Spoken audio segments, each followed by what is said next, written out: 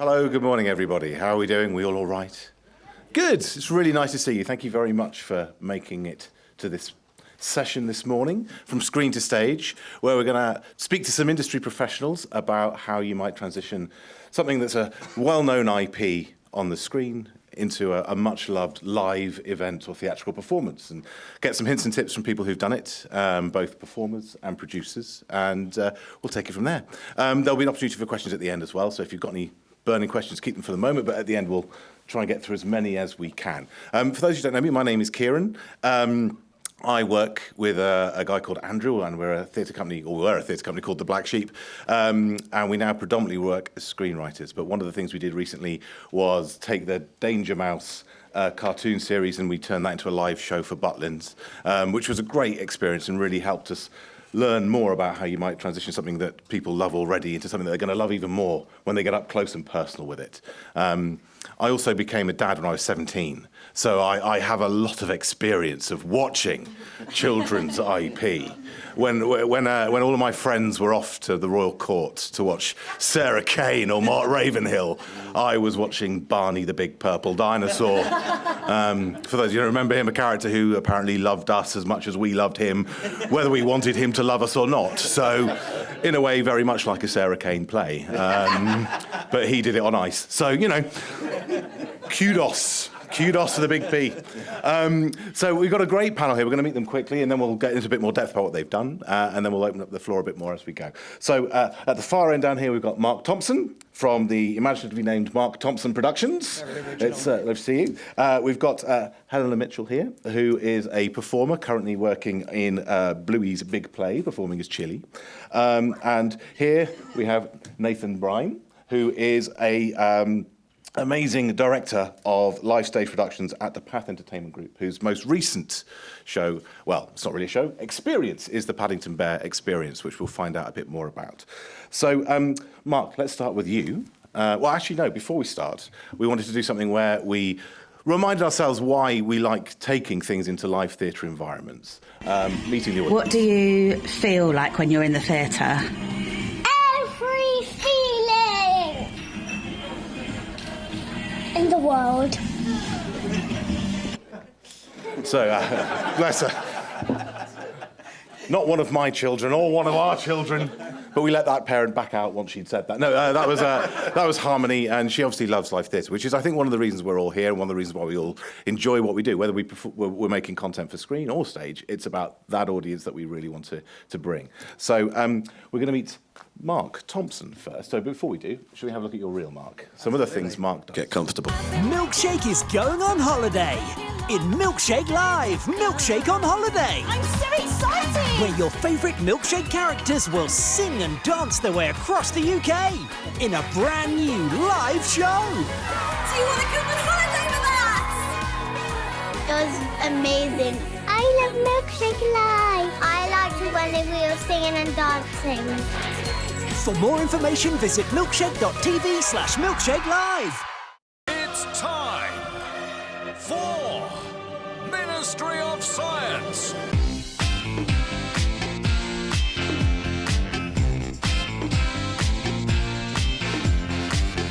Ministry of Science's sole purpose is to engage with children around the world and to hopefully inspire the next generation of scientists. It's 100% educational, 300% fun.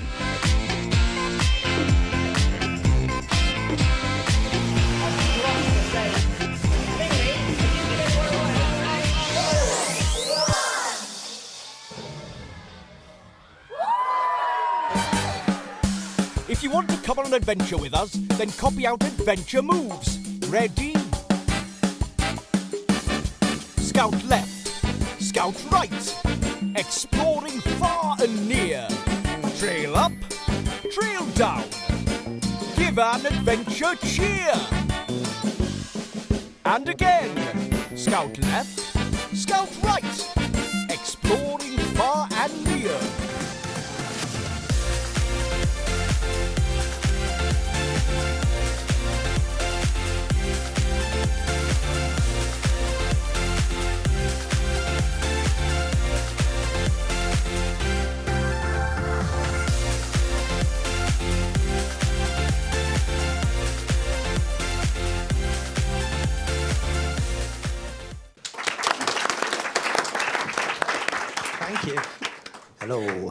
So, Mark, you obviously do a wide range of different sorts of shows there. I was looking at your website, and this week alone, you've got like Milkshake Live in London, you've got the Ministry of Science in Rill, you've got Fireman Sam in Greenock, you've got the Science Museum Live back in Hornchurch. I mean, is it easy to juggle so many of those things? How do you keep those IPs all alive at the same time? Yeah, absolutely. You know you've made it when you've got to Greenock. That's absolutely. For sure.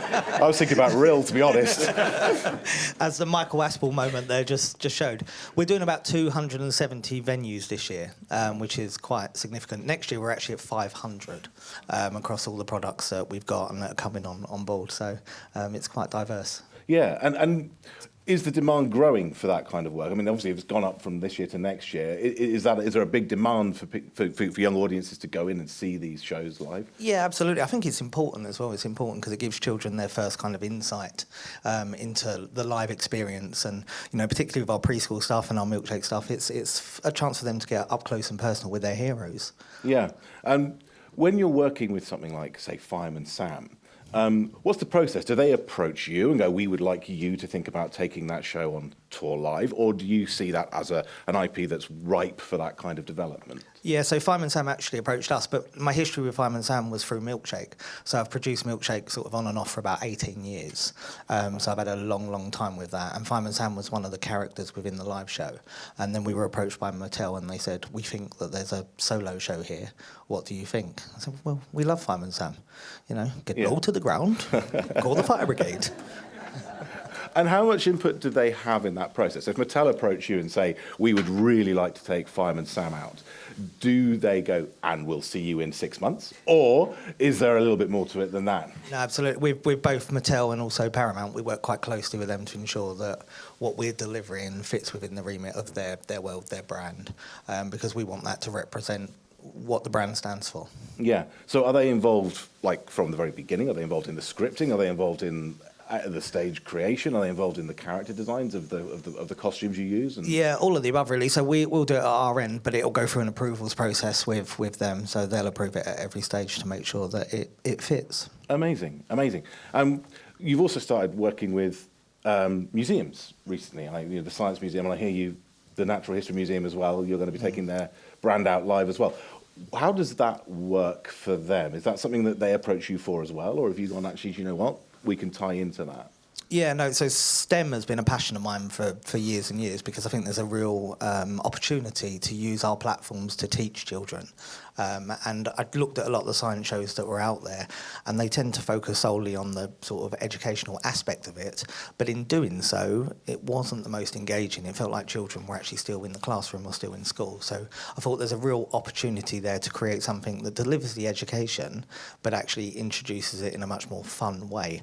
So we launched a product called Ministry of Science about 10 years ago.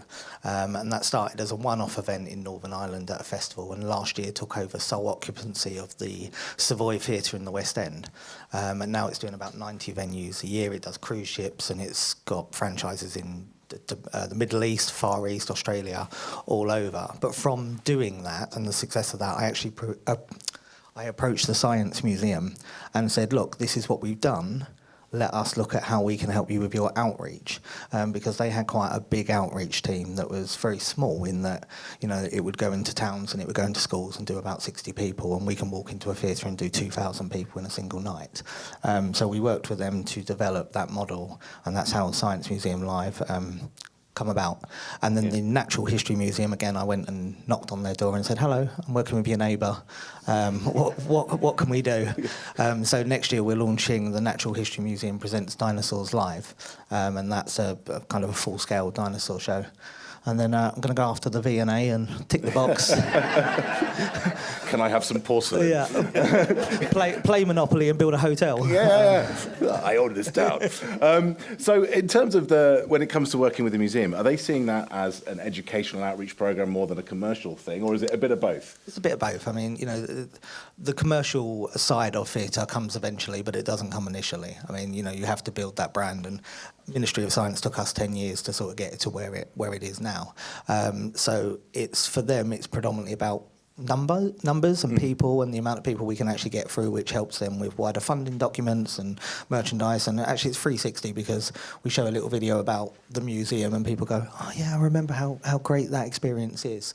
So it's more about the outreach from their aspect. Got it. So not only are they people going to go and see a thing that they're going to enjoy, it might then feed an audience back into the actual physical museum the next time they're in town or wherever they may be. Absolutely, but that goes for any of our brands. I mean, even Milkshake or Fireman Sam or whatever, the live show is one part of a wider wheel, and it assists with people watching the TV shows in the morning, the merchandise and everything else. Amazing. All right, well, we'll be back with you in a bit, Mark, but we're going to have a look at what Nathan gets up to. So let's run his reel.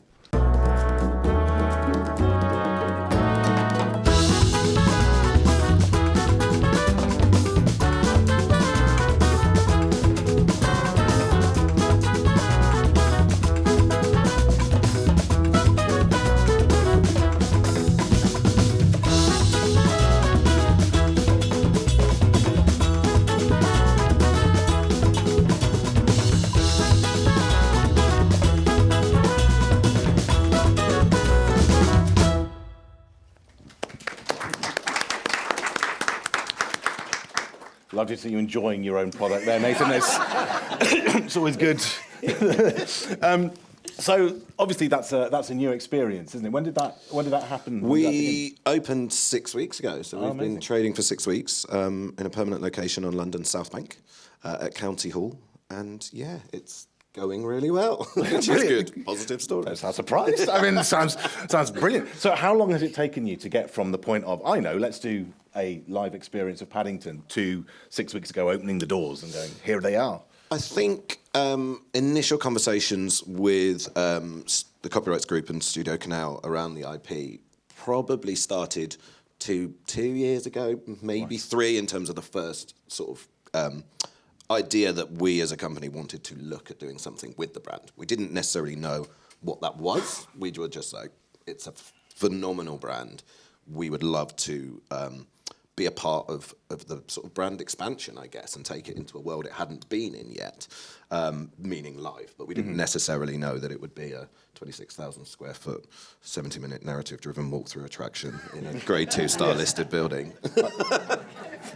But now that it is, I get to tell everybody that big long description. So, and what was the decision to do that? So rather than say, a tried and tested route of taking it out and touring it and taking it around the place as a live event, why did you think to make it, such a bespoke attraction in such a central location? I think it's kind of part of one of our brand ethoses at Path Entertainment Group, and we'd done 2 other live location-based entertainment projects. We worked with Hasbro on Monopoly Life Size, and we worked with Lionsgate on the Saw Escape Room. And kind of our model is to create a centralised, focused, permanent attraction and then roll it out internationally. So Monopoly, for example, has opened in Dubai, is going to... we're opening it in New York at the end of this year.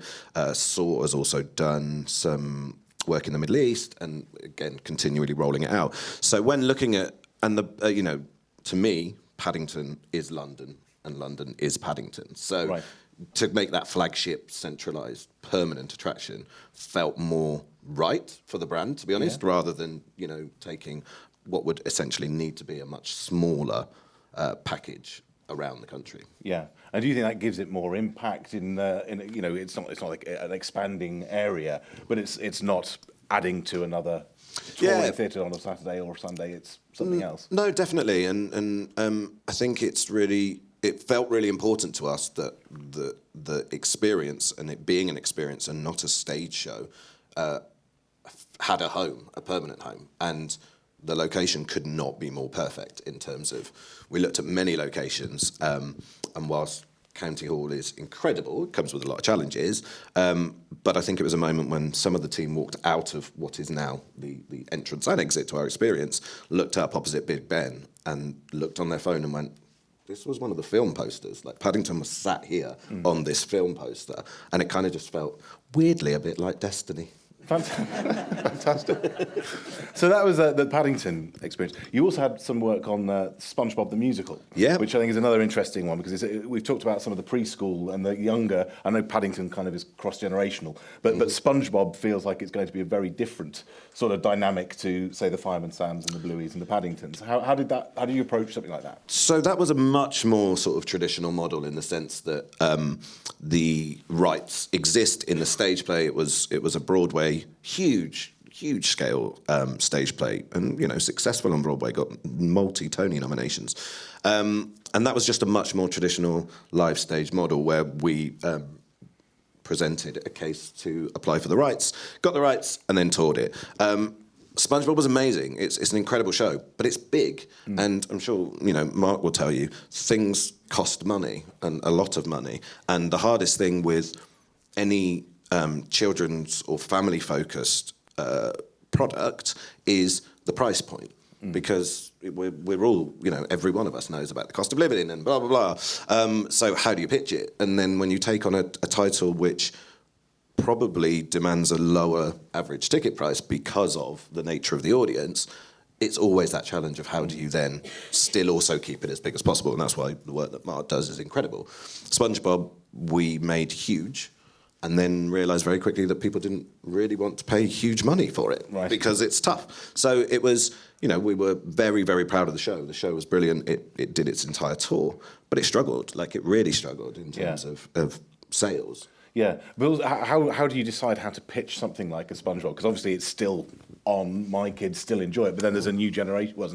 an older generation of 20-somethings, 30-somethings who grew up on it. So absolutely, and they're the super fans. They really are, yeah. So are you playing it to them, or are you playing it to the audience that are young now, or are you playing it to, hopefully, I guess your ideal place is all of them? All of them, yeah, definitely. And I think what was brilliant specifically with SpongeBob is it kind of existed in its book format in a semi-panto land. As in, it operated on multi-levels. So visually, and it wasn't a sort of character costume style show. It was very much humans representing those characters. But visually, the costume design was as important as the performance, because the costume design and that visual element was what was engaging the younger audience, and they were still feeling like they were seeing a SpongeBob or a Patrick Star or whatever, whilst not seeing a big foam head, if that makes sense.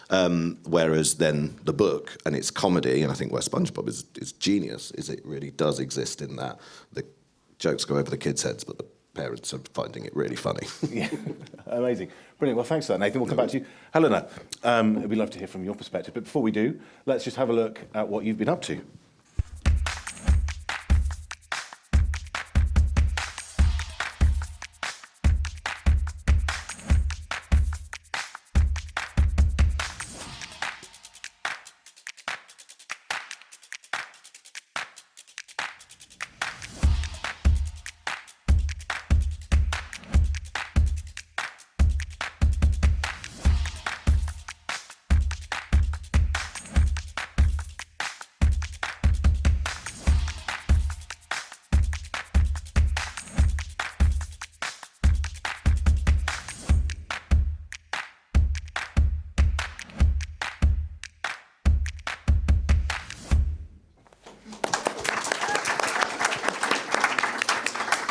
Amazing. So you're currently appearing as Chili in Bluey's big play, is that correct? Yes. Yeah, I've actually got to go to Tech tonight and then do a 9-show weekend.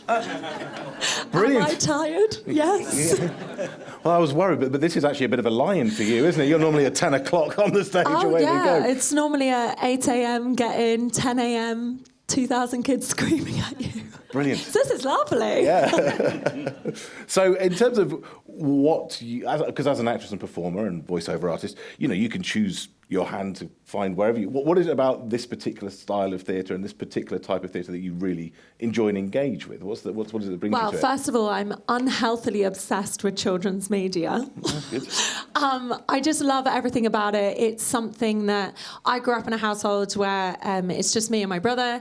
My brother's quite heavily disabled. I'm the younger one. I grew up on a 900-acre farm. That means your friends are quite far away, right? So your friends are the farm animals. And I love farm animals. And so for me, watching those shows, watching Milkshake, watching CBBC, all of that growing up, watching Chris growing up, and everything, they were, the massive inspirations for me. They were the ones that told me that I could do that too, right? I can do that too. I don't just have to be a carer for my brother all my life. I can go on stage. I can do that. So for me, I want to be that person. I want to be Chris. I want to be, all those people that I grew up watching for people like me sat at home. And theatre, I think, is so key for that, because as much as I love presenting, I love voice acting, and I want to do it all because I'm very greedy. But theatre, for me, there's a real buzz, right? So there's actually a fun fact about the adrenaline that you get on stage. It's the same amount of adrenaline as if you were in a car crash. So I like to do 12 car crashes a week. And that adrenaline, we're all adrenaline seekers, right? Yeah. So it's one of those things, but just seeing those kids, their faces light up, and hearing them, I was telling you guys earlier, there was this one kid a couple of weeks ago on the front row at Bluey, and she didn't know whether to sit or stand. She couldn't contain herself. She couldn't stop. And then Bluey walked on stage. I thought we were going to have to call a medic. She lost her little mind, and she started physically shaking and was like, "Oh my God, it's Bluey!" And she was looking at her dad, and her dad was just wetting himself. So that, I was like, that's worth the 8 a.m. Yeah, amazing. And when you approach a character like Chili, how are you approaching that? Are you doing masses? Are you watching the original performances and the voice acting and the way that works? Or are you kind of going, I'm going to make this my own, I'm going to find a way to... I guess there has to be a transition because you're taking it to a different media. But how do you approach that when you go, there's a much-loved character, it's currently in my hands, this child is going to have their first experience of a live performance of that character with me behind it. How do you kind of work towards that? Well, it's a huge responsibility, right? So, these kids are coming along and seeing their 2D best friends coming to life for the first time. That's a massive responsibility. You don't want to get that wrong, right? You want to do justice to the IP. You want to keep it going. But at the same time, like you said, it's live. So there's different elements that you can do that perhaps the animation can't do and things. So for example, we've been touring since... so we started rehearsals last November. We started our first show on the 2nd of December, and we do between sort of 8 and 12 shows a week, every single week until the 1st of September. We're currently on show 223. I got it fact-checked this morning. 223, and by the end of the tour, we'll have done 306. Currently, although they keep adding more, so that number could go up.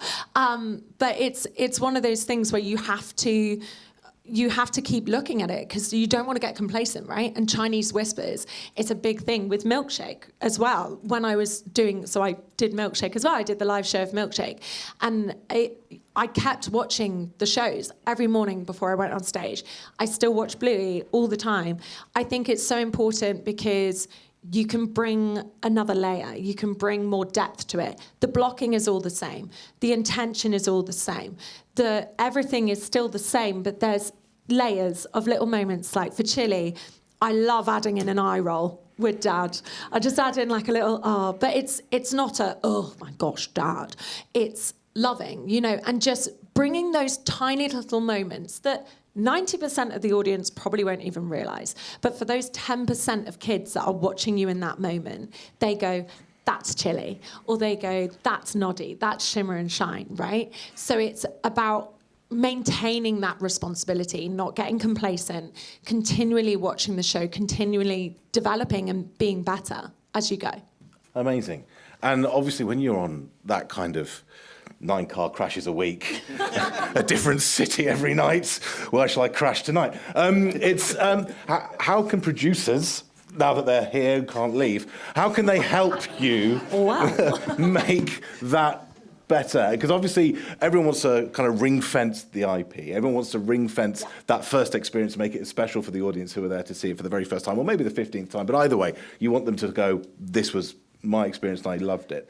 But, 10 o'clock and you're in Rill and it's show 275. What is it that can help you reach those moments and make sure that when you step on that stage, you are being that character for that audience who've seen it for the first time? Yeah, so a couple of things. So I think first things first, everyone thinks it's really glamorous and it's really like showbiz and oh my gosh, the amount of my friends that are like, oh my gosh, you're so glamorous. I'm like, mate, you should see some of the places I go to. You should see some of the places I stay. It's not as glamorous as you think, right? You go to a show, you see the front. I've seen a couple of backstage areas that I'm like, is this the same place as the front? Did they forget about backstage? But it's not all glitz and glam, and producers work insanely hard. There are so many people that go into making the show happen every single day. It is not just the 12 of us on stage at that moment. There are so many people backstage constantly on comms, like making sure everything's okay, checking in, making sure we're not going to have a showstop, or if we do have a showstop, making sure it's smooth. There's so many people behind the scenes and they work so incredibly hard, but so do the actors. The actors work continuously incredibly hard. So it sounds really obvious, but look after them. Mark did an incredible job when I was with Milkshake. The whole Milkshake team are amazing. And I'm not just saying that because they're all sat there, but they are. And so are Bluey. So there's a couple of producers for Bluey. Ludo, BBC Studios. You've got Kenny Wax Productions, who did Hey Duggee last year. They've done Going on a Bear Hunt. You've got Cuff and Taylor, who are part of Live Nation. You've got Andrew Kay as well, who does like Choir of Man and things like that. So there's lots of producers involved. And they are amazing. And Mark was amazing as well. Like, just looking after your actors. So little things like we do diversity and inclusion training. We have mental health check-ins every now and then, because it's a lot. It is a lot. You're sleeping in a different bed all the time. You're constantly going from place to place. Family life still happens. Things happen, but you might be all the way up in Newcastle. I mean, for example, my dog passed away. I was up in Newcastle. I got up in the morning and I drove all the way back home, and they let me have shows off for that day. And I went all the way back home, and then I went back up and I carried on doing the shows. But everyone could not have been more lovely, more supportive. It is a real family. You've always said to me, Milkshake, it's a real family. Mark Thompson, it's a family. Bluey, it's a family. And it's the connections you make with people are incredible. And I think really look after them. If you are thinking of putting on a show, check out Equity. That's kind of at the Actors Union. They've got loads of guidelines. They've got the actors' rights, things like that. One thing that I will say, if you want to organise our accommodation like Mark did, that would be lovely. Thank you so much, because that's quite stressful. But since Brexit, basically, the rules are different. So European laws, producers have to provide accommodation, travel, food, all of that sort of stuff. But since Brexit, they don't. So it's a contribution, subsistence, things like that. So money towards it. But it's not enough to be able to pay for hotels every night and things like that. So you're having to do things like Theatre Digs Booker, where very kind people open up their doors and their spare rooms, but it's not vetted. So every week you go in going, is this the week I'm going to die? I don't know. Let's find out. Are they a psycho? Or are we okay? So that can be quite a stress. So the mental health check-ins, we've got mental health first aiders in all the teams. Also, the producers come down every now and then. Mark did this loads. And just meals out. Like, just getting people together, meals out, buying us a drink. I just like to eat, to be honest. If you take someone, it's an expense. It sounds really obvious, but it's that cliche saying of, if you look after us, we'll look after your IP. Yeah. Because if we get broken, the show can't happen unless you want to step on stage and do it. Nathan, you were saying that has happened. You did. Not on Paddington. Not on Paddington. Or SpongeBob. A long time ago, I was a dinosaur. the front end of a T-Rex, which I think is everyone's dream. Everyone's dream. That's amazing. Thank you, Helena. So we've had an insight into each of your own experience, which is great. I'm going to ask some more broad questions, so please feel free to chip in as we go. So when you are looking or searching for an IP to take, how far in advance are you doing that? I mean, you say it was a good 3 years for Paddington, but for the Natural History Museum and the Science Museum, how far in advance are you going? That's something I can take and use to enhance their brand, but also bring some commercial value to it. I mean, I just like to go. So we signed the contract with Natural History Museum last week, and we're launching in February. Right. My head of production's having a meltdown about building dinosaurs at the moment.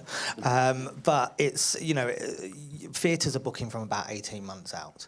So if you've got a new product to market, they always hold a few dates back, and you can piece together a tour. But 18 months is kind of a comfortable window for actually getting a tour together. And I think, that entirely, one of the major differences in the sort of leading times for anything for location-based entertainment or attraction world is so different, because the real estate fundamentally is one of the first things you have to have lined up. Mm-hmm. Like, we could speak to any IP holder, talk about a brand and be like, we're going to do it, but until we know where we're going to do it, it's difficult. Whereas at least with theatre, I like the structure. You know where those theatres are, and you know what they look like. Even in Real, which has been getting a bad reputation today, hasn't it? Yeah, shout out to Real. Yeah. Keeping it real. In Real. So one of the things I was interested in as well, because obviously cartoons can hit, like Bluey hits, and it hits really, really hard. How quickly can you get something up if you know there's a demand for a live show like Bluey, and theatres may not be aware of the burgeoning demand for a show that is in its infancy, but you can see is going to suddenly go huge? How soon and how quickly are you working with the theatre to go, no, trust me, this one is going to be a seat filler, even though you might not yet know it's something that is resonating in your own sort of sphere? You don't really know. I mean, that's why Milkshake is so wonderful, because it's a multi-platform show. So what Milkshake has always been incredible at is that they kind of fuse together brands that are very established and brands that are still coming up. So you almost get an opportunity there to see the reaction to the brands live. And that's why, Milkshake's always been wonderful. I call it my sugar babes, because over the last 18 years, I've had multiple casts, but we keep the brand there. Sort of.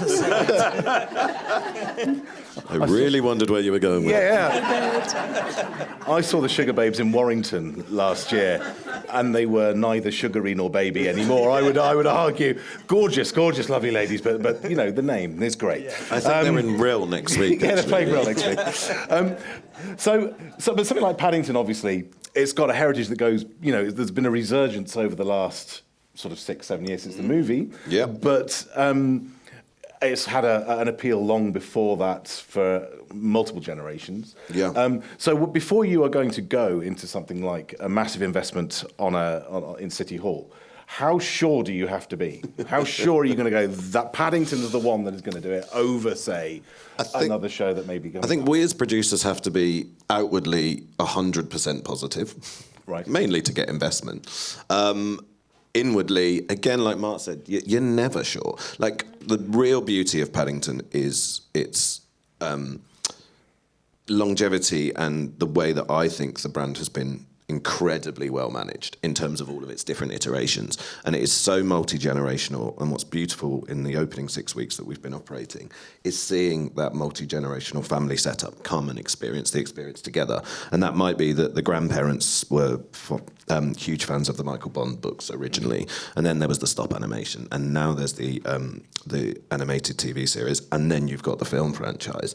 And I think and truthfully, I wouldn't just be saying this if the IP holders were in the room, which they are. But it has been incredibly well managed. And I think, our experience in terms of visually is based on the movie franchise.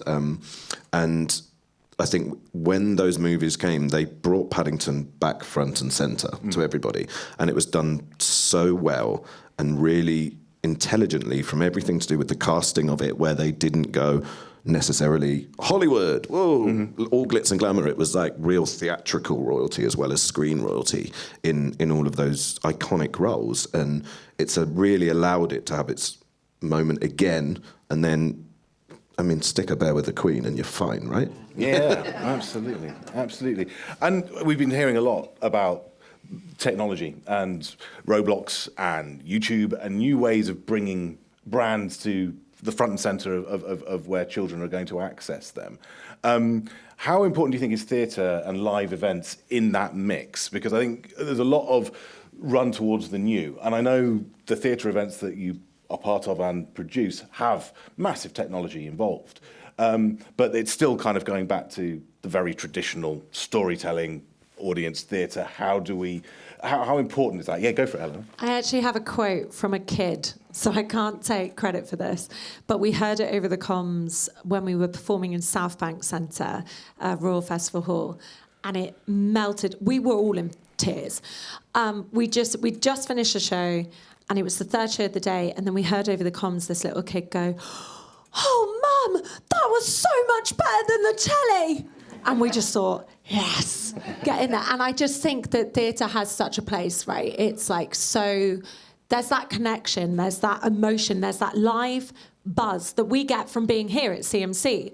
You get from connecting with people, you get from networking with people. And don't get me wrong, animation and TV is so good for that. And there are ways to communicate that. And you definitely can move people. But being sat in that seat, hearing the mumbling of all the other kids, that buzz, that vibe that you get, that kind of instinctive feeling you get on stage and sat in the auditorium. You get it at Pantos, you get it in all various, different theatre environments. That I personally feel can never be replaced. And I think that it has such a need. And like you were saying, it really enhances all the other mediums. It enhances the podcast, the brand as a whole, the shows, the TV shows, the animated series, the games, the interactive experience. It all merges together, and I feel like they should all work together, because we've been talking a lot this week about diversity and inclusion and making sure that we're reaching people who perhaps don't have access to a tablet or the internet or the telly. And by going to different regional theatres with Milkshake, with Bluey, with all of these different shows, you reach those kids that perhaps haven't actually come across it, or they're there with their school or whatever it is, and you reach those kids. And for me, I wouldn't be sat here if I didn't go and see theatre shows as a kid.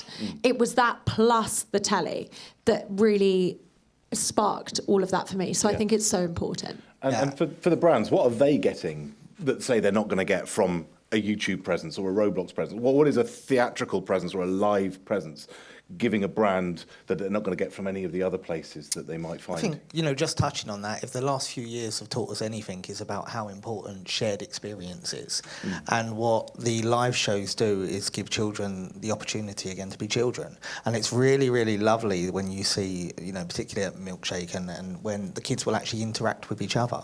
They'll go to the front of the stage, they'll randomly hold hands, they'll start dancing with each other. It's Glastonbury for children, But and I sort of reversing back to the start of my career, I started on the Tweenies live arena tours many, many years ago. But I still remember that first ever show, just hearing the roar of 4,000 or 5,000 kids in an arena, was just phenomenal. And it's important now when majority of children are kind of coming up against mental health and everything else, that we do continuously push that they have shared experiences and they don't sit there with an iPad and in an isolated way. Especially for preschool shows, because, they're the lockdown babies. They might not have sat in a room with 2,000 other people ever. So to be able to kind of, like you said, go up to the front at Milkshake or Blue or whatever it is and see these other kids and hit a wobble together or play together, it's breaking those social anxieties that I think a lot of preschooler kids now have because they were pandemic babies. And to your question of what do the brands get, if done successfully and well, they get the brand increasing and the brand diversifying. Again, mentioned Paddington in terms of its various iterations. That is 60 years of diversifying depending on what's going on. So when you have an IP and you bring it into the live sector, it's an extension of what you do. It continues your reach. So hopefully all you are is additive to the brand in a really positive way. And of course they get royalties. Of course. And do you feel there's an increased loyalty from a child or an audience member who get the chance to see a character that they can normally only interact with in a kind of passive way on the screen, there, shouting, screaming? Do you think that means, do you see people bringing back younger siblings or bringing their cousins the next time it comes? Is there something about having those IPs accessible in a way that is not necessarily accessible in the same way on a screen that connects children to those characters more? I think it makes it real, doesn't it? You know, it's the illusion of going to see Father Christmas at Christmas. It's about sorry, but it's about it's about them actually seeing that these characters, these idols, are there for them to interact with, and it keeps them young, which I think is really, really important. Yeah. It makes the brand come alive, and if anything, we need to still create magic in the world. Absolutely. I think it's so funny as well, because when I was doing Milkshake, we'd do meet and greets afterwards, and the amount of children that'd be so excited in the audience, then as they get closer and closer to you, they go, and they would they'd go to run to you, and then they'd take a couple of steps back, yeah, and just seeing that confidence building, and then going up, they'll grab their younger sister and bring them up. Or, for example, I was telling Mark earlier, my nephew, he has been to Ministry of Science 4 times, and he loves it. He absolutely loves it. And now he's bringing his home education friends. He's bringing me, he's bringing other people, and he's excited to tell the story because he now knows the story. He knows what's going to happen. So he goes, oh, watch out for this bit. It's like watching your favorite movie. And I think that that's why theatre shows in particular, can get away with being repeated again and again and again. Panto, things like that. Everything, the same story can be repeated several times. Bluey is in its 4th year. It started off in Australia, it's done America, it's now UK, we're doing Europe, all of this stuff. So, and it's the same show. And I've had friends of mine going, oh, isn't that a bit boring, like the same show again? And I go, no, it's like watching the same episode, that your favourite episode, but you get to share it with different people. Yeah, I've had, about 10 years ago, I started meeting people that had come to see Tweenies live. That made me feel old. But it's now happening on Milkshake. I mean, we're now seeing the parents aging through, and they come to see the live shows, which is incredible, because it must have made a big enough impact where, they might not remember the toys that they played with or their favourite episodes, but they do remember that live experience because of how it was enhanced and how it made them feel at that time. Yeah, amazing. And we talked, the warm, lovely, fuzzy feelings of everything, but let's get hard and cold with some commercial cash here. So you mentioned it, that there's royalties, but in terms of what's in it for the IP owner, because obviously you can kind of go, someone's got a successful thing like Paddington, it's already over here, there, and there, and you come in and go, I could do something with that. I go, I bet you could. What's the IP owner getting from this that's not just an extension of the brand? Is it a commercial value to them, and is it worth having alongside a massive movie or a big old toy brand? Mark? I guess it depends on... It's about honesty and honest conversations. I mean, if you're looking at it for being a massive revenue driver, it's not. I mean, you're going to make much more selling your toys in Toys R Us, which is making a comeback, or where else. If you're looking at it about an enhancement of the brand and what that can do, then that's where, it kind of sits, I think. And, yes, there is a commercial aspect of it. Yes, there is royalties. They're not massive, but it is about driving that brand forward and making it interactive. And, for someone like the museums, it's absolutely about giving back, their outreach, but also the amount of people they can then put on a funding document that says, we're getting to this many people in the regions, and spreading the word. Yeah, and in terms of Paddington, I mean, as you said, it's already very present in the conscience of children and the families. The live experience for a rights holder, an IP owner, what is that bringing that, say, the other things they've already got can't do? There's some very small elements that bring new things, like through the design process of what it is we've created, we've worked with the IP owner really closely, and there's certain pieces of art of Paddington within the experience that have been designed, and we have the rights to then sell on, which can then long tail become part of a merchandise offering for the brand going forward. So that's a small example of something that came up through the development of the live experience and went, this is great, let's monetize this, let's commercialize it. Because, you do, like, it is cold and hard when you start, we can all have the lovely thing and we all probably work in some way, shape or form in the industry that we do because of that feeling that it gives us. But brutally, and Helena was right, because the nice thing for actors is on those conversations they get to go put the mic down, and Mark and I have to have those really awkward conversations when it's not going well, and then those types of things. But I think it's also an opportunity for a brand to explore and create, and I'm sure within a lot of brands there's some incredibly talented people who don't necessarily work in the live sector, and if you go on that journey with the people that do work in the live sector, there's also a human element where somebody is exploring their skills and giving into a development and extension of the brand in a different way. Yeah. So, it's finding professionals who work in that specific sphere who are going to make the thing as successful as it can be, rather than trying to do it 100%. yourself and see how you get along. Yeah, absolutely. Okay. So, in terms of advice, if an IP owner is thinking, I really want to move into this world, I want to find a way of taking something that exists in one form into another, what are the things that you're looking at that make you go, that's a success, that might work, from either the brand itself or the people involved? What are the common things that you find make a thing a success rather than something that you might not want to be involved with? I think Nathan touched on it earlier. It's about being realistic to where that sits, because there are many conversations I've had that they want to create the next Frozen, but actually, it falls within the audiences. So it's about being honest about what we're developing, what we're trying to achieve, what the brand's trying to achieve from it, and working together collectively to find the right place in the market. It's a very, very crowded market. And to a certain extent, that's why for a lot of brands, you get safety within the concepts of the Milkshake Lives. And, Milkshake Live has now been in theatres for 18 years. I mean, show me another show that can do that, that's geared towards children. And it's absolutely about the success of Milkshake as a brand, what they represent, but also because they're always evolving. They're bringing in new brands, but they're keeping stable brands there as well.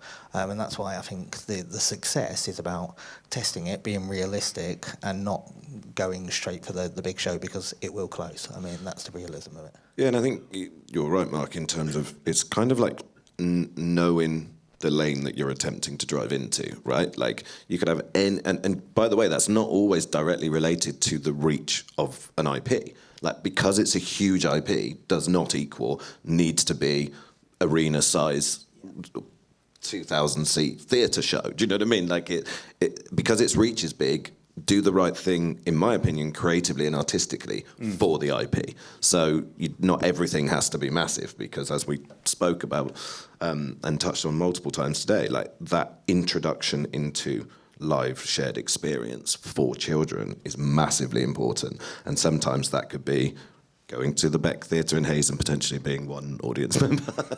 Yeah, absolutely. Some of the greatest children's shows are the simplest, and there's some really magical shows out there that have come from sort of the book to stage, where it's 3 people on the stage with a box, but it's so engaging that they hold the attention of the children. So it's also about how creative you are, and if you build it with enough flexibility, it gives you much more option. Our science shows do everything from, I had a horrific wet experience at Silverstone at the weekend, hence the husky voice, but we can play the 2,000 seat venues, but we can also play outside stages, cruise ships and everything else, and then you build a brand, and then the brand reach is bigger.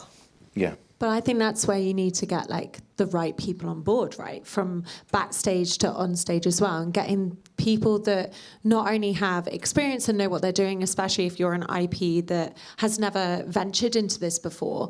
That's okay. It's okay to not know everything. It's okay that you're really, really good at that, and perhaps you've never had experience in the theatre world. There's people like Mark, there's people like Nathan who are incredible at what they do. They really know their stuff. So go to them, ask them advice. It's okay. They're nice people. I can vouch. But get people that are passionate about it. Get actors that love this as well. Like not just love acting, but love children's media, like me. If you wanna, I've got business cards. When does your contract end? I'm on Blue until the 1st of September, guys. That's what you think. For now. But yeah, like get people that are passionate about it and are enthusiastic about it, because 12 shows a week is tough. 8 shows a week is tough. Touring around is tough. You need people that have that core love for theatre, for acting, for the kids, for the industry, for the IP, to be able to keep it going on a rainy day in Hull. So yeah, that's what I'd say. Love Hull. Yeah. It's a brilliant place. Really? And it's nice to give Rill a break, isn't it? Yeah. When you're tired of Rill, move to Hull. But that's also nice to hear, because I think there's often a point where you kind of go, yeah, you've got a big brand, surely it sells itself. Surely if you put Fireman Sam or Paddington anywhere, people will come. But it's obviously that the longevity of it comes from the quality of the creative process you've gone through to get to that point. It's not just, I'm going to ride the coattails of a successful thing. It's, I'm going to creatively approach it and make sure that I've got the best people involved to make sure it's a success for this media. 100%. Yeah, great. Well, we've got some time for some questions. So if you have some questions, please. There's a microphone, Tim. I know I can hear you, but we still do need to follow protocol. So if we can have a microphone, and we'll have some questions for our audience, please. Tim, at the front. Great session, guys. Interesting hearing about royalties. I think one of my Fireman Sam episodes got turned into one of your shows, so I'll talk to you afterwards, Mark. Not as cheap as you thought, Mark. I've gone into profit at CMC. This is great. I wanted to ask, I've got a couple of shows and we're looking at developing them into stage shows. These are 10-minute episodes, as they often are. What are some tricks to writing to, making that a sustainable 1-hour show and keeping engagement from an audience that can get easily distracted?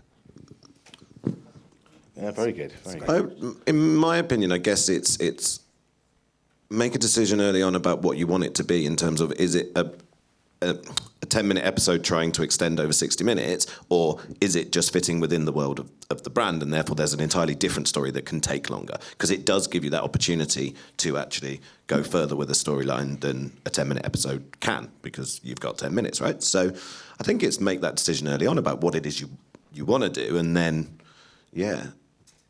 for example, Bluey's Big Play, that actually sits as an elongated episode, so it's 50 minutes. It sits as an elongated episode between series 2 and 3. So it's about having that plan of where does it sit. I'm sat here like I wrote Bluey, I didn't. But it's having that plan of where do you want it to fit in the world of the rest of the medium of it. And I think as well, from a practical point of view, having an open door policy for preschool is massive. So they can come in and out as they want. It's not quiet. It's not a quiet show. There's constant noise. There's constant chit chatter. They can come in, come out. We do BSL sign shows. We do relaxed performances. I know you guys do as well. Having that accessibility for kids within the writing as well. So having a show written that not only works for the all singing, all dancing, go, yeah, keep it going, but can also then be adapted for a relaxed show as well to make it accessible. Yeah, absolutely. What we try and do is create a world within a world. So, we will take the concept of the brand and what the brand means into an individual scene, but actually then take it on a different journey or a different story. Milkshake's on holiday, Fireman Sam's going camping, Ministry of Science is just blowing things up in a theatre. But, it's kind of, if you can have that flexibility, I think then it gives you an opportunity to also benefit from the environment that you're in.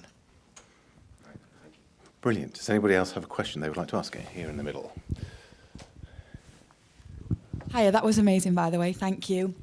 I just wanted to ask, The Greatest Showman, to me, obviously kids love it and families, and it just seems like such a great stage concept. I was just wondering if why has no one done that? Why haven't they? Lots have tried to get the rights to The Greatest Showman. Lots have failed. Honest answer is the underlying rights holder hasn't found the right partner. I have no doubt that they will, and they just haven't given it out yet. But lots have tried. Yeah, it takes a while for some to come around. I mean, Dirty Dancing was staring everyone in the face for about 20 years before it made its way to the West End. So I think it is just about... It's also having the confidence. I mean, when you built something like The Greatest Showman, which is arguably the biggest film in years, it's having the confidence to take that out of the comfort zone that you know and go, we're going to try something different. It's really interesting, actually, because when you think about it, it probably will come in the way that Moulin Rouge took longer to come to stage than you would have thought. And Greatest Showman will probably work on a similar sort of timescale, I would think. Yeah. And probably go into the same venues. Yes. Oh, there's a question at the front here first, and we'll come to you in a moment.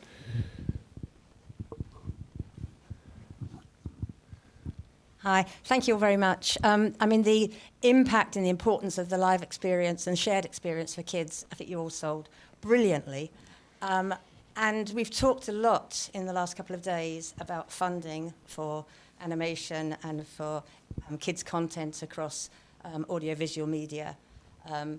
But in the context of live theatre for kids, is there public funding subsidy available? Is there any funds that you can be tapping into, or is it fully commercial? There is funding within the theatre sector generically through the Arts Council. It's very tough to get, I would say, and it's mainly focused on your modelling and business plan around reach and stuff like that, and the paperwork makes it very difficult reporting-wise. In truth, I mean, it is there, but it's done in different grant stages, isn't it? The Arts Council. It's very difficult, particularly with anything that's branded, because they see it as a commercial reach. They're more interested in "I'm a tree blowing in the wind," as opposed to anything that has a. It was a great show, that one. Yeah. Was that Fireman Sam? Did you write that one, Tim? Yeah, so it is very, very difficult to unlock, and actually, you know, the red tape that it brings as well. Sometimes you don't want to play that game. Yeah. Okay. There was another question down here at the front as well. Hello, I'm Eunji from South Korea. I work for the Ping Pong Company, and we're the creator of the Baby Shark. So, yes, Baby Shark. Yeah. We are the brand, the IP that wants to build the experience for children. And as you know, we are more than just a music video and a song. We want to convey the positive message that Baby Shark has. You know, it says like we can do anything, something like this. Like it, jingles written, done. Yes. Yeah. So. As a brand that wants to build this kind of offline, location-based entertainment, the traffic is really important, and it seems like children and family in the UK are different from my background, in Southeast Asian countries. Our lifestyle is heavily centered around shopping malls, so like a lot of activations go around these venues. But where are the kids and family audiences in UK? 27 million of them are on the South Bank every year, so... And the rest are with me. Yeah. Good answer. Yeah. No, it's a really interesting point, and actually within the location-based entertainment sector, it's entirely what we, Bar Paddington, have looked to do, and in the way of find that real estate on those dying high streets to try and drive people back in. Monopoly Life Size is on Tottenham Court Road in the old Paper Chase building, and it's a great building, brilliant location, and most of our international work is in malls. Monopoly Life Size is going out on a US tour and doing it. I mean, it's mad to say Monopoly Life Size doing a tour. It's 4 6-month seasons of a tour, but that is going into those spaces, finding perfect ready-made real estate that is crying out to have stuff in it, but the families aren't there at the moment because the high streets are dying. So it's the perfect place to do it, but you then have to spend a huge amount of time driving those audiences to wherever you are. Yeah, absolutely. I think it's coming though, because we do a lot in the Middle East with science in the malls. But the malls overseas are events within themselves, and people are coming along because they're utilising entertainment to pull people in that then benefits the shops. And I think that's what Nathan's doing very, very well. You know, as the high streets are sort of closing down and everything else, there's more of a need for it. And we're getting approached a lot by some of the big shopping centres here about what can you do with our empty shops? You know, can you do hands-on experiences? Can you do these things? So I think we're probably at the start of the kind of upwards curve of that developing more as these big, huge buildings look for new things to do. Brilliant. Well, we have reached the end of our time together, so I want to say thank you very much for coming and for your attention. Please, could you show your appreciation for our fantastic panel, for Mark, for Helena, and for Nathan. I also want to thank our producer and executive producer, Rachel Barnett-Jones and Tessa Moore. Thank you very much. And please show your appreciation for our tech team at the back.